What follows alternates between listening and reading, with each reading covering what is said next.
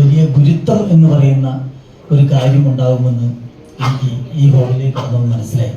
കാരണം ഉപ്പയും ഉമ്മയും വൈഫും എല്ലാവരെയും കൂട്ടുപിടിച്ചുകൊണ്ടാണ് ഈ ലൈഫിൽ ഏറ്റവും പ്രധാനപ്പെട്ട കാര്യം ചെയ്യേണ്ടതെന്ന് എന്ന് പറയുന്ന ഒരു കാര്യത്തിന് അർത്ഥവത്തായിട്ടാണ് അദ്ദേഹം ഇത് ചെയ്തുകൊണ്ടിരിക്കുന്നത്.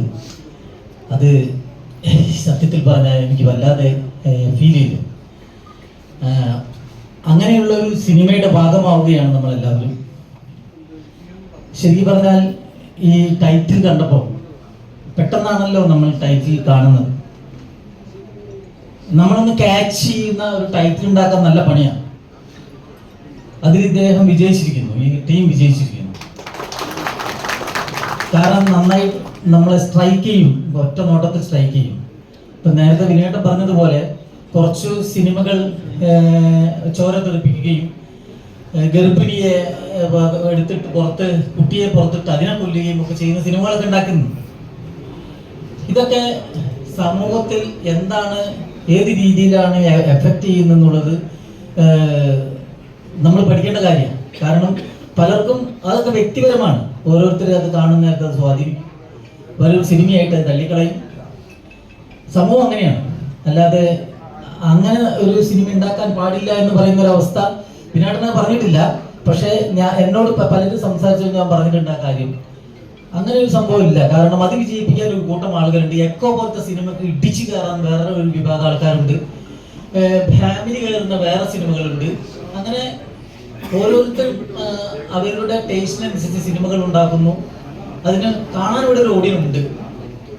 വളരെയധികം മിടുക്കന്മാരായ, നമ്മളെ ഇന്ന് വരെ കാണാത്ത രീതിയിലുള്ള സിനിമകൾ കാണിച്ചു തരുന്ന യൂത്തിൻ്റെ ഒരു കാലഘട്ടമാണിത്.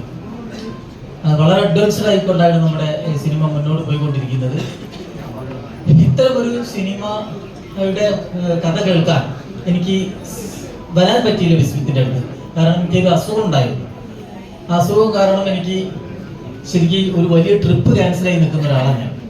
അതായത് ഓസ്ട്രേലിയയിൽ സിഡ്നിയിൽ ഇന്ന് ഞാൻ നാടകം കളിക്കേണ്ട ആളാണ്. രാത്രി 10-17 മണിക്കൂർ യാത്രയാണ്, വിമാനയാത്രയാണ്. അപ്പം എനിക്ക് ചിക്കൻ ബോക്സ് അടിച്ചു.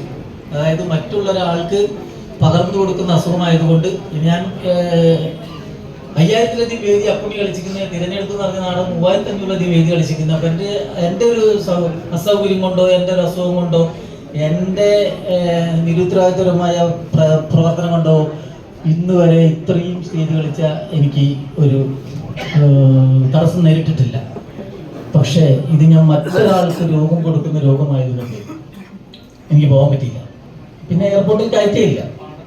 അപ്പം അങ്ങനെ നിൽക്കുന്ന ഒരാളാണ്. അപ്പം എനിക്ക് കേൾക്കാൻ പറ്റിയില്ല കഥ. അപ്പം കഥ കേട്ട ഒരു പറഞ്ഞല്ലോ ഒരു ഒരു ഒരു ഇൻട്രസ്റ്റിംഗ് കഥയാണ്. അത് നമ്മളെ അടുത്ത് തന്നെ കേൾക്കും.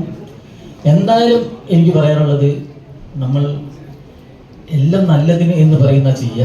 അതേപോലെ നല്ലത് എന്ന് വിചാരിച്ച് നമുക്ക് ഏറ്റവും ഗംഭീരമായിട്ട് ഈ സിനിമ ചെയ്യാൻ ശ്രമിക്കാം. ഇത് ഏറ്റവും നന്നായിട്ട് ഫ്രെയിമിൽ പകർത്താൻ വിസ്മിത്തിനാവട്ടെ, കൂടെ വർക്ക് ചെയ്യുന്നവർക്കാവട്ടെ, ഒരു ശക്തമായ ടീം ഇദ്ദേഹത്തിൻ്റെ കൂടെ ഉണ്ടെന്ന് നമുക്ക് ഈ കാഴ്ച കണ്ടാൽ അറിയാം. പ്രൊഡ്യൂസർക്ക് കൃത്യമായിട്ട് 2 സിനിമയും കൂടി ഉണ്ടാക്കാനുള്ള പൈസ കിട്ടട്ടെ എന്നാണ് ഞാൻ ആദ്യമായിട്ട് ആഗ്രഹിക്കുന്നത്. അപ്പോൾ ഒരു ബ്ലോക്ക് ബസ്റ്റർ ആവും എന്ന് ഞാൻ പ്രാർത്ഥിക്കുന്നു. എല്ലാവിധ ആശംസകളും നേരുന്നു ഈ ടീമിനും ഈ സിനിമക്കും എല്ലാവർക്കും.